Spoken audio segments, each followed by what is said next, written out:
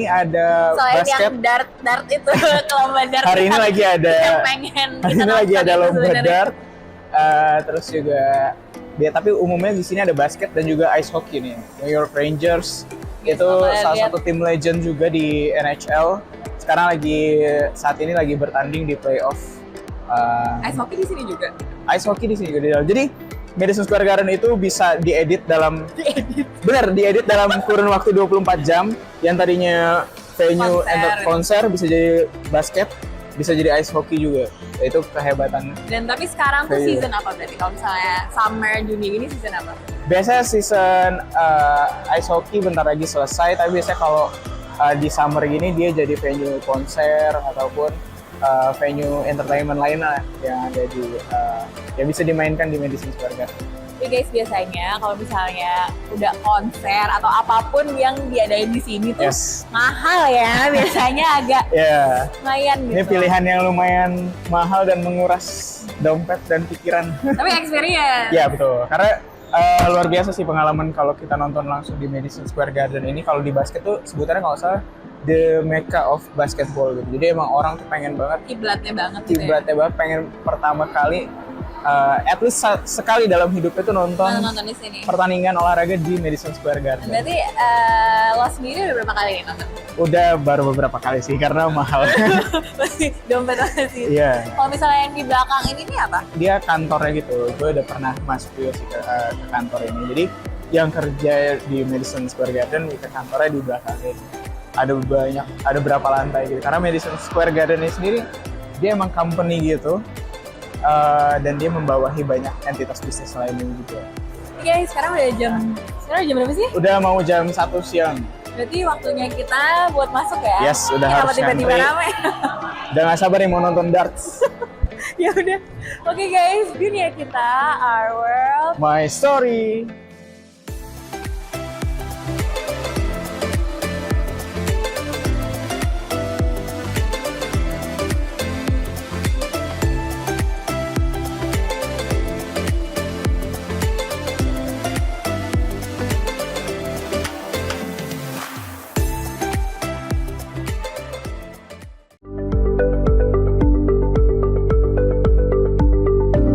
Maksud dan tujuan Pak Hari ini datang hari ini kemarin ini ke PT Toba Surya ini untuk apa Pak Hari?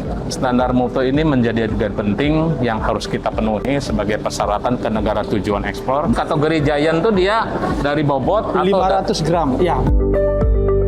Ini juga yang menjadi bagian dilihat oleh inspektur mutu. Bagaimana proses scoop, bagaimana proses cut. Jadi badan mutu ini memiliki tugas untuk memastikan pemenuhan standar mutu.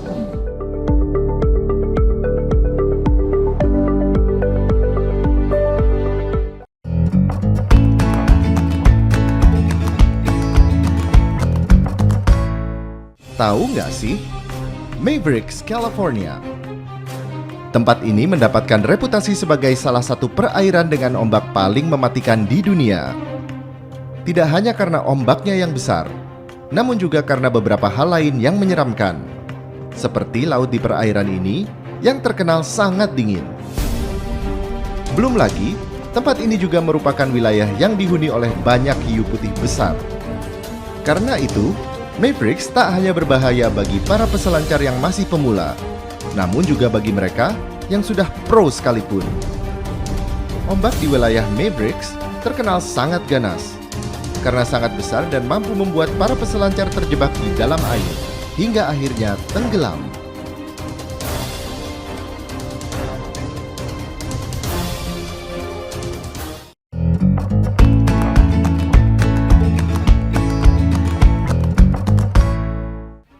Tahu nggak sih?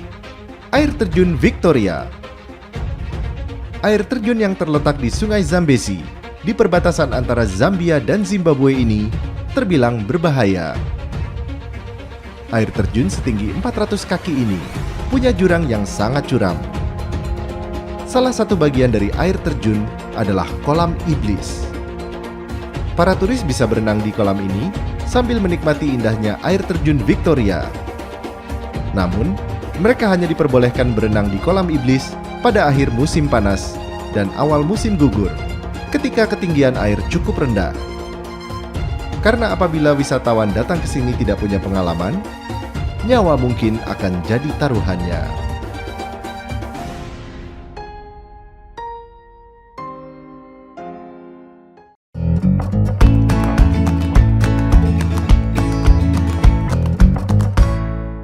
Tahu nggak sih?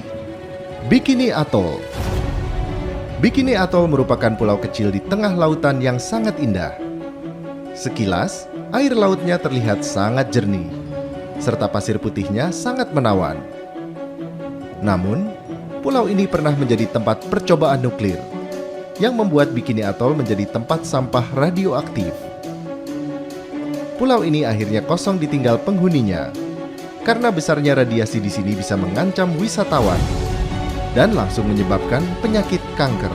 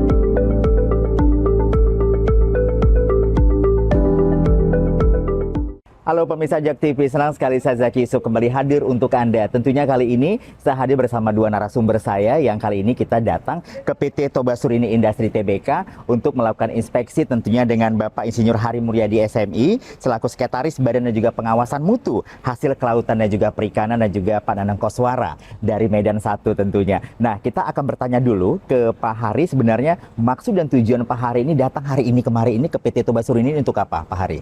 Terima kasih Mas Zaki dari Jak TV, bahwa saya Hari Muryadi dari Badan Pengendalian Pengawasan Perikanan yang kebetulan sedang beraktivitas melakukan kunjungan kerja ke Medan. Kemudian saya ingin melihat dari dekat bagaimana implementasi sistem penjaminan mutu di salah satu unit pengolahan ikan yang ini menjadi bagian andalan untuk ekspor kita ke luar negeri.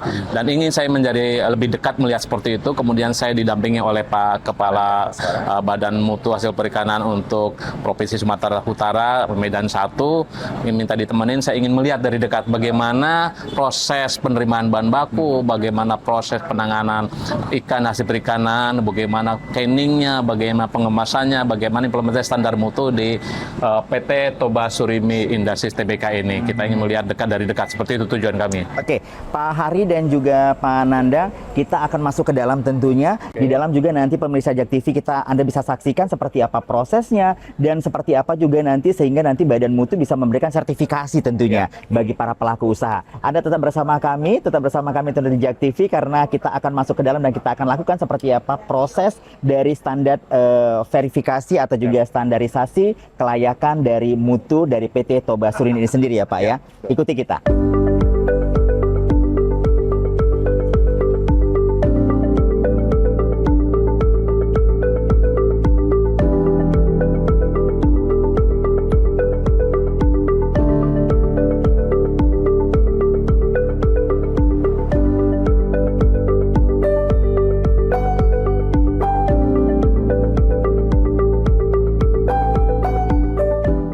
Kita perlu ketahui Pak, kita ada pintu 3 bahan penerimaan bahan baku karena kita merupakan 3 jenis alergen yang berbeda. Jadi kita menjalankan sistem standar UE maupun BRC. Jadi kita ada 3 pintu bahan baku, cephalopod, crustacean, sama ikan. Ini 3 jenis yang berbeda. Nah, kita pertama ke cephalopod Pak. Untuk jenis cephalopod kita ada cumi, gurita. Nah, kita domainnya di situ Pak. Nah, kita ke sini Pak, boleh. Jadi kita pintu terima dari depan, di depan dibuka. kemudian fiber masuk, kita pindahkan ke jilbab. Ayo, silakan. Terima dalam bentuk Fiber. fiber. Ini masih udah kita pindah. Sudah kita supplier kita bekali dengan fiber semacam ini. fiber dalam 150 Pak. Ini kita punya sendiri. Fiber di luar kita simpan. Karena kita bongkarnya tidak di luar tapi di dalam kita pindahkan karena fiber mereka kan kotor Pak. Jadi dalamnya sudah bersih, kita pindahkan ke tempat yang bersih gitu. Nah ini, ayo silakan kerja, Bapak mau lihat, silakan. Nah ini ada proses pengecekan ini Pak. Jadi mereka pisahkan antara es dan bahan baku, nanti mereka akan timbang. Ayo, buang. Jadi supplier sudah di dalam fiber sudah ada es ini ya. Supaya rantai dinginnya kan kita terjaga gitu. Nah, berapa lama maksimal kita memberi toleransi penjaga rantai dingin sehingga lepas dari ini? Yang tadi saya ceritakan. Kalau kita menjaga rantai dingin, setiap 1 jam sekali ada QC kita melakukan pengecekan.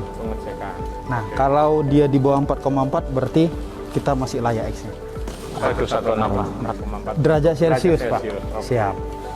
Tapi dia mendekati untuk yang 0 sekalipun dah. Kalau di skombre dia muncul dia hisamin dia kan gitu. Ya. Kalau 4 masih lanjut ya. Nah ini jadi mereka proses. Setelah dari sini mereka akan timbang. Kita ada timbang. Nanti kita lanjut ke sana Pak. Kita boleh. Prosesnya untuk yang tahap awal ini apa? Melihat pemisahan es dengan produk. Karena kan kita timbang berapa yang supplier bawa ke kita akan buat notanya pembayaran kita buat DP yang lain. Oke. Kilo laporan penerimaan ada? Boleh dilihat mana penerimaan? Jadi tadi ada masuk. Nah ini kita rekaman kita Pak. Raw material transport kita catat jam berapa dia masuk. Sebenarnya tadi kan sudah jam 7 pagi tadi Pak masuk karena kita mau lihat ini nomor platnya. Nah kemudian ada pengecekannya Pak. Jadi hari ini ada 3 fiber masuk. Nah ini pengecekan randomnya yang kita layak berapa kan kita punya 25 sampai 40 ekor per kilo. Jadi ini standar kita dapat 29 ekor per kilo dapat karena kita punya standar 25 ekor per kilo sampai 40 ekor. Jadi kemudian gradingnya apa? Gradingnya ini kan sortir awal ya untuk mendapatkan posisi grading. Ya betul. Nah jadi kita cek appearance-nya dulu Pak. Bagus, kenyal. Ini secara random satu fiber kita ngambil satu. Jadi setelah ini selesai baru boleh kita kerjakan. Nanti ada yang A gitu ya? Iya gitu, benar Pak. Masuk B satu fiber kita terlompokkan B semua kan gitu ya? Iya benar. 29 ekor per kilo dapat karena kita punya standar 25 ekor per kilo sampai 40 ekor. Ini kan pertanyaan mahasiswa, Pak, untuk mereka mempertahankan rantai dingin, si nelayan itu ada yang tidak tahu, ada yang tidak mampu. Untuk supply esnya itu supplier di supply ini ya? Kita supply Pak esnya. Jadi kita punya mini plan. Di setiap supplier kita punya mini plan. Jadi kapal kita binaan kita kan binaannya nelayan tuh kita bina. Jadi kalau nelayan mau berangkat, kita kasih es, kita kirim fiber, dalamnya sudah ada es. Nah kita ada es kita hanya es pack, kalau kita di luar es balok. Es balok. By the way ini air tawar air laut esnya? Air tawar Pak. Air tawar. Ya kita ada. Tidak menggunakan air laut. Nggak ada air laut Pak. Oke. Iya siap.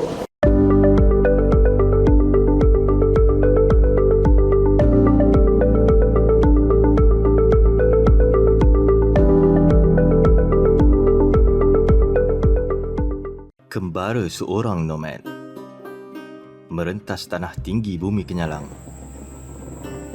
Eksplorasi aroma gastronomi, adat dan budaya. Tidak tahu garis. Aroma dia kuat dari buah dabai asli.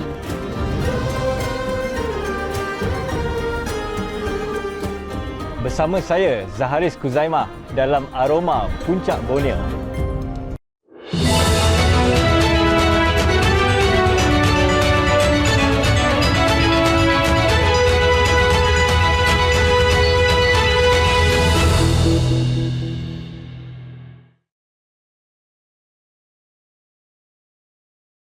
Baik pemirsa JAK TV, kali ini kita masih bersama Bapak Insinyur Hari Mariadi MSc selaku Sekretaris Badan dan juga Pengawas Mutu Hasil Kelautan dan juga Perikanan.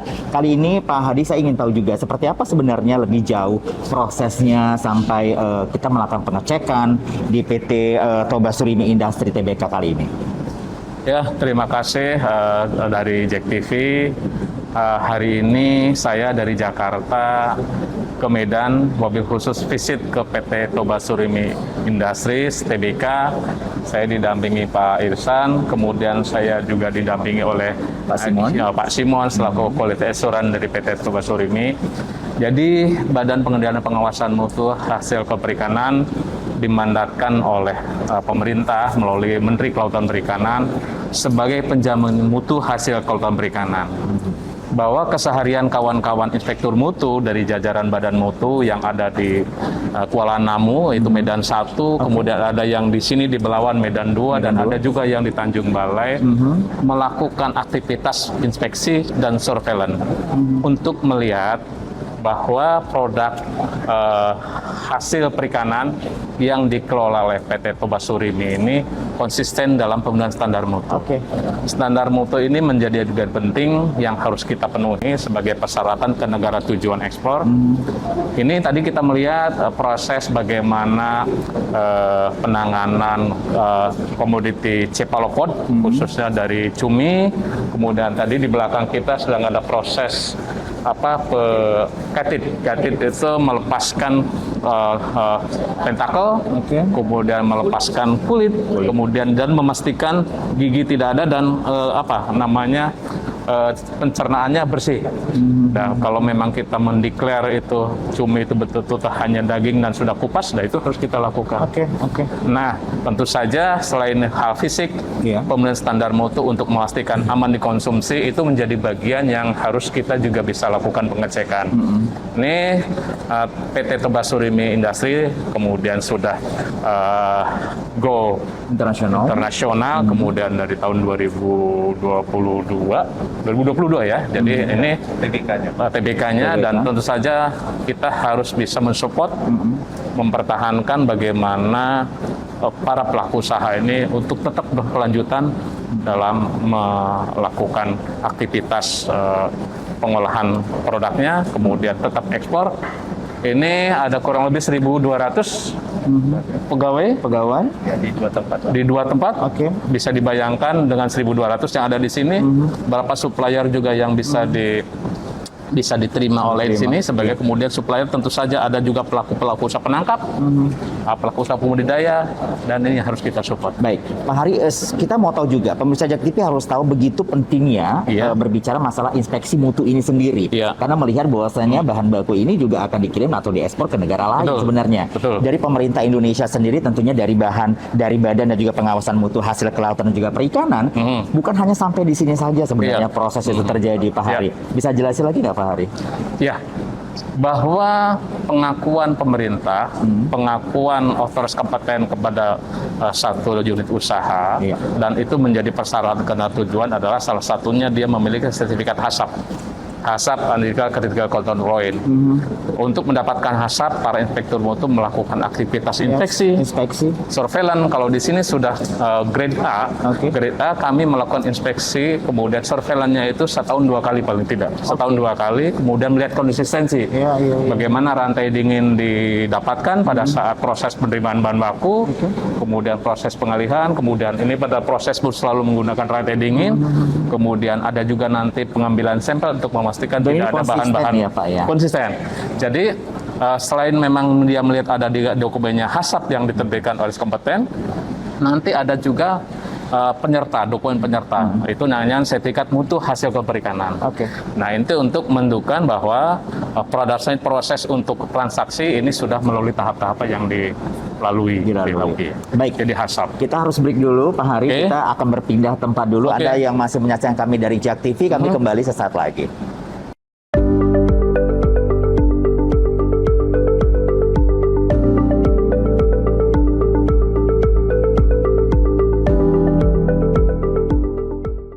Bukan hanya sekedar hobi, tapi juga bisa dinikmati.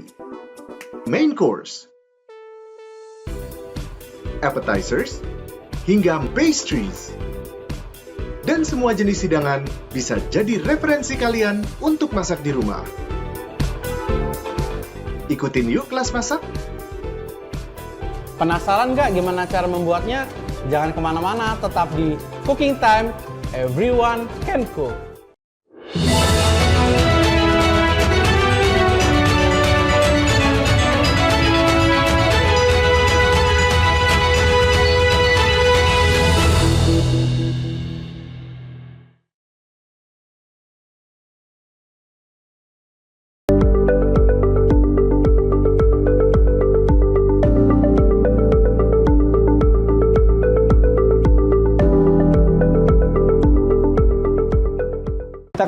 jenisnya ininya. dua Pak. Ada yang baby, ada yang giant. Kita yang Ada giant. BB ini Giant. Ya, ini kita yang ini giant. Giant, kategori Giant tuh dia dari bobot atau 500 gram. Ya, bobot. 500 ke atas itu Iya. Giant. 300 pun ada juga Pak. Oh, 300. Jadi kita ambil spek kita yang kita terima adalah dari 300 dalam itu giant. Nah ini Kalau boleh supplier itu menangkap dengan apa ini?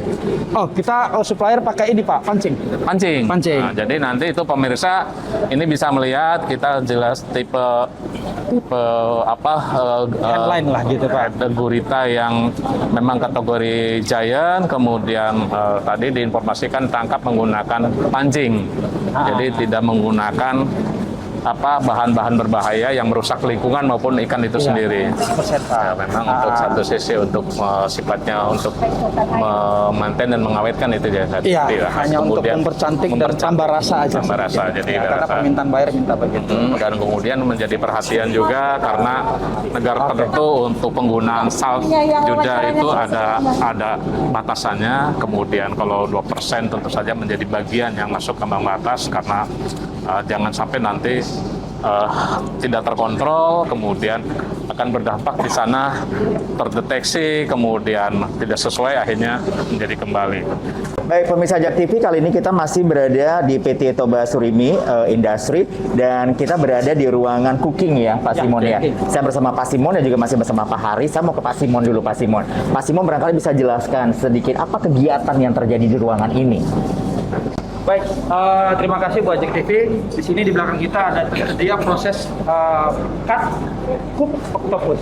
Dalam artiannya proses pemotongan gurita yang sudah dimasak. Oke. Nah, metode masak sini kita menggunakan hanya blend. Oke. Jadi tidak sepenuhnya cook. Iya. Hanya blend beberapa detik. Blast. Nah, setelah dicelup dengan water tank yang sudah berisi suhu 70 derajat Celcius, kemudian dimasukin beberapa detik, 20 detik baru kita angkat. Setelah itu kita potong-potong sesuai dengan permintaan klien. Oke, saya mau ke Pak Hari. Pak Hari, kalau tadi dikatakan oleh Pak Simon bahwasanya ini adalah tempat di mana cook dan juga blast ya, cut ya. Nah, sebenarnya prosesnya sudah standar belum sih, Pak Hari? Ya, dan tentu saja ini juga yang menjadi bagian dilihat oleh Inspektur Mutu. Bagaimana proses cook, bagaimana proses cut, penggunaan pada saat cut itu juga kan nanti dilihat. Penggunaan alat untuk memotong, penggunaan alat jadi untuk memastikan itu menjadi bagian seluruh equipment, seluruh perangkat alat yang digunakan untuk dalam proses ini ya. Si squid atau cephalopod dari tadi gurita dan cumi itu kemudian sampai dengan siap makan, kita yakinkan tidak menggunakan pisau, jangan sampai dia berkarat. Kemudian kita lihat tuh, jadi seperti itu. Jadi kalau dia berkarat sudah masuk critical control point yang tidak boleh ada. Jadi nanti dilihat, termasuk pada saat itu petugas Inspektur Mutu melihat kondisi pisau, kemudian meja-meja yang stainless, kemudian alat timbangan. Ini juga ada karat sedikit. Ini sudah masuk temuan nih. Kita temuan itu ada minor, mayor, serius, kritis. Begitu dia kontaminasi, ada yang misalkan dia berkarat, itu masuk kategori serius. Nah, serius itu kita temuan bisa dari A bisa jadi turun B. Oke, dengan terjadinya proses inspeksi seperti ini, Pak Hari, sebenarnya tidak ada keraguan lagi berbicara masalah ekspor bahan perikanan kita ke luar negeri. Nah, sebenarnya masih banyak lagi nggak sih sebenarnya harus diperhatikan dari kita barangkali yang melakukan usaha seperti ini, melakukan ekspor ke luar negeri berdasarkan standar dari Badan Mutu sendiri? Ya, ini kami menunjukkan, kebetulan saya sidak. Saya kebetulan sedang ada kegiatan memberi kuliah umum, kemudian saya ingin melihat bagaimana penyelenggaraan pemenuhan standar mutu, salah satunya di Toba Surimi yang kita tahu memiliki standar HACCP A. Kemudian saya melakukan sidak bagaimana kita melihat tadi proses penerimaan bahan baku, proses pengulitan, kemudian kita proses pematangan, proses untuk memasak, untuk cook, dan ini kita lihat melihat apa yang dilakukan teman-teman inspektur mutu ini sudah sesuai. Jadi kita melihat langsung nih ceritanya nih, sidak nih. Jadi kita lihat. Kemudian yang kedua perhatikan juga tadi ada kandungan-kandungan yang harus kita pertahankan. Misalkan kandungan air dihindarkan lebih dari 1%. Itu juga gitu ya. dipantau. Bisa bagaimana tadi perendaman. Saya kan tadi menanya berapa lama direndam di es dalam perjalanan. Kemudian berapa menggunakan, apakah ada ingredient kan gitu. Apakah menggunakan garam-garam berapa persen kan gitu. Dan tentu saja semua yang hadir sini perangkat ini semuanya melalui standar. Tapi ada satu mungkin yang ingin saya tanya ke Pak Hari. Sebenarnya kan ini kan sudah proses di factory seperti ini. Tapi yang ingin saya tanyakan sebenarnya apakah proses dari saat nelayan itu juga ada standarisasinya juga nggak sih dari Badan Mutu sendiri yang diterapkan? Ya betul. Jadi Badan Mutu ini memiliki tugas untuk memastikan pemenuhan standar mutu. Jadi kita memiliki 9 sertifikasi. 9 sertifikasi itu seluruh sertifikasi yang wajib dimiliki oleh pelaku usaha sebagai bagian pemenuhan dalam memperoleh nomor izin berusaha. Nomor izin. Ada yang namanya sertifikat PBUMKU, perizinan berusaha untuk menunjang kegiatan usaha. Kalau di sini Pak Irsan sebagai unit pengolahan dia wajib memiliki sertifikat ASAP. Itu di sini. Tapi bagi nelayan penangkap, pelaku usaha penangkap tadi penangkapan apakah tadi ubur-ubur, apakah tadi ikan, dia wajib memiliki sertifikat penanganan ikan yang baik di atas kapal. Jadi pada saat tadi dipancing, disimpan di dalam palka, bagaimana handling di atas palka, bagaimana suhu di atas palka, itu diperhatikan. Itu namanya sertifikat cara penanganan ikan baik di atas kapal. Kemudian sampai tempat pendaratan ikan. Setelah pendaratan ikan masuk ke unit mungkin di penanganan ikan di pendistribusi, nah, kemudian masuk. Sebelum sini kan ada supplier. Supplier juga kami sertifikasi. Jadi tidak sembarang supplier yang bisa diterima oleh PT Toba Surimi. Kalau dia supplier tidak bersertifikat, cara supplier yang baik, supplier temuannya serius. Turun tuh grade dari A ke B. Begitu turun A, kemudian B, Uni Eropa tidak bisa kita terbitkan untuk sertifikat Uni Eropa. Jadi para supplier juga harus tersertifikat. Itu dari sisi tangkap. Dari budidaya juga demikian. Kalau dia udang, udang bagaimana benihnya didapatkan, bagaimana proses pembesarannya, dilakukan perbudidayanya, bagaimana dia menggunakan pakan, bagaimana menggunakan obat-obatan, tidak menggunakan antibiotik, tidak menggunakan hormon yang memang tidak dibolehkan, dan gitu ya. Begitu kita ada 9 sertifikasi. Jadi proses ekspor ini sebenarnya benar-benar terjaga sekali. Itu yang harus kita lakukan sendiri untuk mendapatkan kenyamanan daripada buyer mungkin yang ada di beberapa negara untuk bisa membeli atau membawa barang-barang kita ke sana ya Pak. Baik Pak Hari, Pak Simon dan juga Pak Irsan, kita nanti balik lagi di segmen selanjutnya. Masih bersama kita tentu di sini dan Anda jangan kemana-mana, masih bersama kami di JAK TV. Saya berada di Washington DC, Chinatown. This is Dunia Kita. Ada ikan namanya sturgeon ya bahasa Inggrisnya ya. Kayak dinosaurus gitu ya. Saya katakan Beale Street itu adalah jalan yang sangat populer terutama karena ini dianggap sebagai the home of the blues.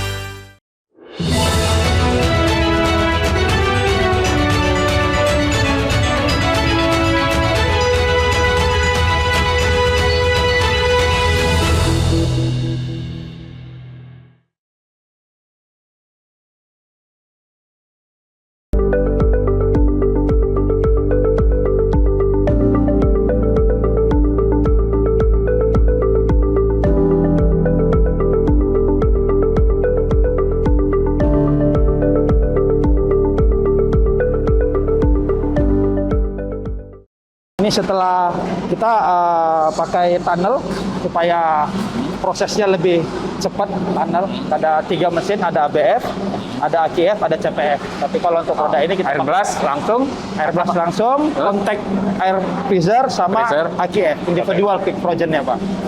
Nah ini bahan baku 3 kita, area bahan baku 3. Nah area bahan baku 3 ini untuk krustasean, baik itu udang, mau dia kepiting, jenis krustasean. Krustasenya apa namanya? Oh, kita nggak dapat penyampaian. Nggak ada. Kita hanya untuk kepiting aja. Nggak ada udang laut, nggak ada, Pak. Namanya crustacea, cuma kebetulan crab. Crab kita. Jadi kan kita tidak ada di udang ya? Iya, kita bedain golongannya, Pak. Oke. Ini blue. Pak. Nah, ini yang blue swimming ya sebutnya ya, crab. Kepiting soka, Pak. Selacerata. Selacerata. Jadi ini proses untuk penyegaran menggunakan air dingin. Nah, ini masih hidup, Pak. Boleh dipegang. Nah, ini kan prosesnya sebenarnya ditangkap oleh nelayan, kemudian dibudidayakan selama 21. Ini soft ya? Soft. Tanpa cangkang. Enggak, pakai cangkang tapi masih lunak. Oke. Terus? Ya, nah ini dibudidaya selama 20 sampai 30 hari. Ketika dia terkupas, molting, dibawalah sama supplier ke sini. Nah, ini namanya untuk mendapatkan seusia ukuran ini di bawah 150 ya? Sampai 150. Kita peraturan kita 60 gram, Pak. 60 ya? 60. Untuk kepiting soka 60. Kemudian di blast apa namanya ini, kemudian mendapatkan lepas cangkangnya, kemudian ini soft ya. Di soft. Nah, ini soft nih, jadi ini lunak. Nah, jadi kita ikut regulasi aturan Indonesia. Yang kita tangkap adalah yang 60 gram ke atas. Jadi yang datar 60 gram ke atas. Jadi 60 gram. Supplier kita yang Bapak seperti Bapak bilang tadi bahwa supplier kita pun kita support dari segi regulasi, kita kasih sosialisasi bahwa nelayan itu harus ditangkap dengan graman 60. Yang itu kita nggak terima. Ini bisa lihat ya, ini ukuran nih semuanya kan gitu ya. Ya, pemirsa Jak TV, sekarang ini kita berada di ruang produksi 3. Kita akan bertanya dulu sebelumnya ke Pak Simon, sebenarnya apa saja yang dilakukan di ruang produksi 3 ini sendiri, Pak Simon? Baik, di ruang produksi 3 ini kita lakukan untuk khusus produk krustacean. Jadi segala macam produk krustacean kita lakukan di sini. Kita tidak boleh bergabung karena ada sifatnya ada. Kita harus pisahkan sesuai dengan regulasi yang ada. Jadi dari penerimaan sampai ke produk baik, sesuai dengan regulasi atau juga rule yang memang standarisasi yang sudah ditetapkan. Saya ke Pak Hari, apakah sudah sesuai standar kalau Pak Hari lihat? Iya, tadi kita melihat 2 sesi ya, 2 produk. Tadi kita melihat cephalopod, begitu mana proses bisnis masuk, raw materialnya diterima ada pintu yang berbeda. Benar. Sekarang untuk yang raw material 3 itu kelompok krustase, kebetulan di sini adalah blue swimming crab sama kepiting ya, blue swimming crab. Kemudian pintu pemasukan juga memang ketentuannya terpisah. Kemudian bahan baku diterima oleh di sini, kemudian langsung tadi melakukan namanya sortir, penyesuaian. Tadi kita lihat keseragaman dari bahan baku yang didapat. Kemudian tadi kita melihat juga bagaimana di dalam kotak itu ya, basket itu kemudian dibersihkan menggunakan air bersih, kemudian itu melakukan sortir. Ini juga menjadi bagian yang dilakukan oleh inspektur mutu dalam proses penerbitan sertifikat HACCP dan proses penerbitan surat mutu hasil kelautan perikanan. Dan kami melihat ini telah dilakukan dengan baik. Kemudian saya juga sempat melihat, jadi sambil jalan saya melihat lampu-lampu ada yang mati enggak kan gitu. Ini dia. Bapak lihat lantainya juga kan gitu, lantai gitu ya. Kita kan tadi proses tahap pada saat masuk kan gitu ya, proses kemudian semacam itu. Nanti setiap waktu Pak Simon memerintahkan QC itu memastikan nih lantai untuk selalu. Jadi jangan sampai ini ada kontaminasi. Ini kan cerita tentang tidak boleh ada lobang, kemudian ada nggak itu karat atau dinding pembatas. Nanti bisa lihat keran itu dilihat plastiknya, selangnya masih baik. Kemudian saluran ini AC itu menjadi bagian yang dilihat. Jadi kebersihannya itu menjadi bagian. Saya mengomentarin ya, wajar kalau PT Tobas Surimi ini masih kami berikan untuk sertifikat grade A-nya. Termasuk gini, nggak boleh cantelan itu lepas satu kan gini nih. Nah, ini menjadi perhatian juga ya, Pak Hari. Ketersediaan para QC di setiap area juga kita lihat harus ada kan gitu. Baik, Pak Hari, ini merupakan closing kita di acara kita kali ini bersama Jak TV. Saya ingin apa yang Anda sampaikan untuk para pelaku usaha lainnya mungkin juga berbicara masalah standarisasi dan juga pesan mungkin bagi para yang menyaksikan kita mungkin ingin mencoba untuk melakukan usaha yang sama. Sebenarnya perolehan standar ini juga tidak sebegitu mudahnya, karena standarnya juga banyak hal yang harus diregulasi, yang harus dijalankan. Silakan Pak Hari. Ya, terima kasih. Jadi kami bisa melihat langsung apa yang dilakukan dalam proses untuk mendapatkan hasil perikanan itu sesuai standar mutu. Dan tentu saja kalau diceritakan tidak mudah, memang tidak mudah. Karena untuk mendapatkan pengakuan kita harus melakukan satu effort tentu saja satu pemikiran, satu kemampuan, memberdayakan masyarakat, menyediakan infrastruktur fasilitas. Tapi jangan melihat yang paling besar A. Itu mari kita mulai dari yang kecil-kecil, kawan-kawan, pelaku usaha tentu saja mulai dari tadi penangkapnya, penangkap gurita, penangkap kepiting atau pembudidaya kepiting, mari kita lakukan pembudidayaan dengan cara-cara yang baik, tidak menggunakan bahan-bahan berbahaya, karena dari hulunya sudah bagus, insya Allah di sini. Dengan ini kita bisa melihat begitu banyak karyawan yang ada ini 1.200, begitu banyak orang yang sangat tergantung. Mari kita pertahankan kepercayaan negara tujuan ekspor. Ada Amerika, ada Uni Eropa, ada Korea, ada ke Jepang. Mari kita pertahankan itu, bukan hanya menjadi beban dari pelaku usaha di hilir, yaitu unit pengolahan, tapi menjadi juga tanggung jawab di supplier, menjadi tanggung jawab di penangkap, pembudidaya. Mari kita lakukan. Dari Badan Mutu, jajaran Badan Mutu siap mendampingi untuk bisa produk perikanan ini tetap bisa masuk ke negara tujuan dan diakui memenuhi standar mutu. Terima kasih Pak Irsan, ini saya bisa melihat langsung apa yang terjadi di sini dan menjadi bagian keyakinan kami yang di pusat. Kawan-kawan di daerah sudah menjalankan fungsinya selaku inspektur mutu dan baik. Kemudian tentu saja pelaku usaha dalam hal ini unit pengolahan juga sudah menjalankan standar-standar yang memang menjadi kesepakatan kita bersama. Kemudian tentu saja di sini juga tadi saya tanya apakah ada membantu untuk kebutuhan es para pelaku usaha penangkap. Di sini memberikan. Jadi karena apa? Rantai dingin sudah harus mulai dari hulu. Pada saat ikan itu didaratkan sudah harus dalam kondisi rantai dingin. Pada saat itu didangkapkan sudah menggunakan alat yang betul-betul semacam ini, boxnya, kemudian kontainernya semacam itu menjadi bagian. Baik, Pak Ari, terima kasih waktunya sudah datang ke Medan. Tentunya masih banyak lagi aktivitas yang harus Anda jalani tentunya. Dan kali ini memang kita berharap bisa mempertahankan unit usaha dan juga pelaku-pelaku usaha yang ada di Sumatera Utara ini sebenarnya. Dan juga ini bisa menyampaikan pesan penting bahwasanya kita punya tanggung jawab sama-sama ya. Tanggung jawab bersama, betul. Baik, terima kasih Anda pemirsa Jak TV. Demikian acara kita kali ini. Terima kasih dan sampai jumpa.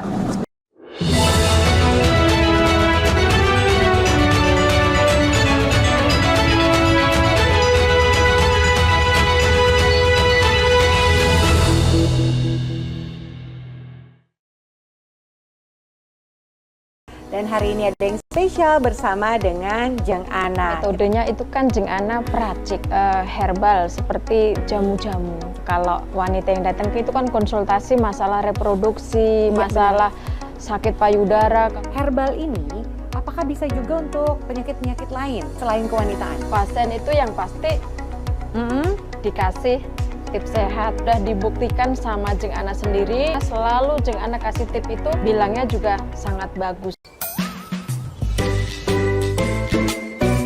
Are you stuck?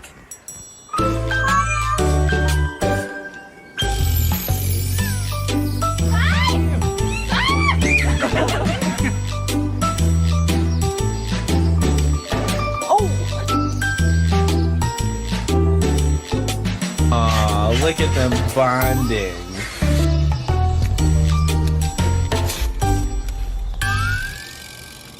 Medika Natura bersama Gria Sehat Holistik. Kita menggunakan terapi akupuntur, akupressure, ya, terus bekam. Tiap orang itu menginginkan yang namanya sehat dan bahagia di hari tua. Untuk penyakit yang sifatnya itu kronis ataupun parah, biar langsung bisa cepat diatasi, ya itu langsung hubungi call center kami. Biayanya terjangkau, langsung dihubungi saja. Kalau ada hasil, setiap orang yang pasien datang, apapun penyakitnya, langsung ada perubahan di tempat.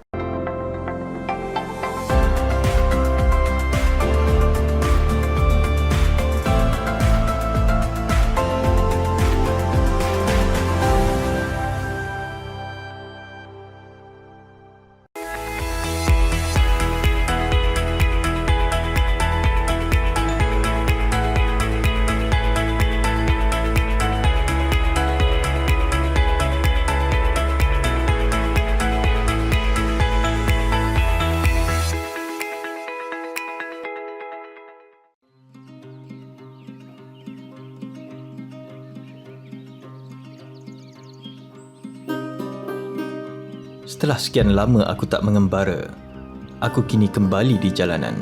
Hampir setengah dunia ini aku dah jelajah dengan basikalku. Kini tibalah masanya aku mengembara di tanah airku sendiri. Aku mengembara di Sarawak.